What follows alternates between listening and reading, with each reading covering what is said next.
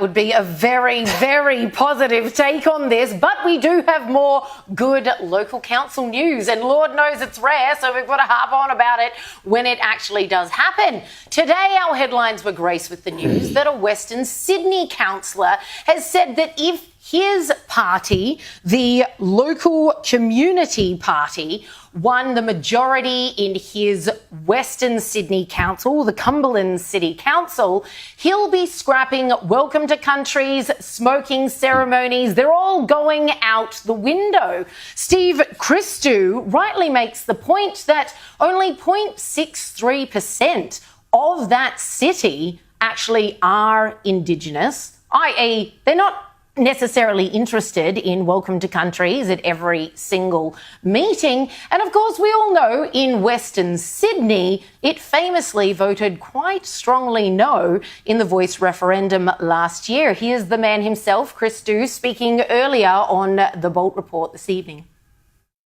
Quite frankly, the welcome to country ceremony has become overdone, watered down, and people are sick of it being shoved down their throats. Why do we need to be welcome to a country that we helped build and, we turned Australia, a great country, into an even better country? And we feel unwelcome when we hear welcome to country, but also, no matter where you come from, whether it's Anglo roots, ethnic roots, any background, we are all equal.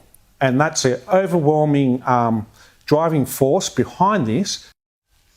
His party currently holds 4 of the 12 councillor spots. Labor holds 8. So he's got his work cut out for them if they want to take the majority at the next election.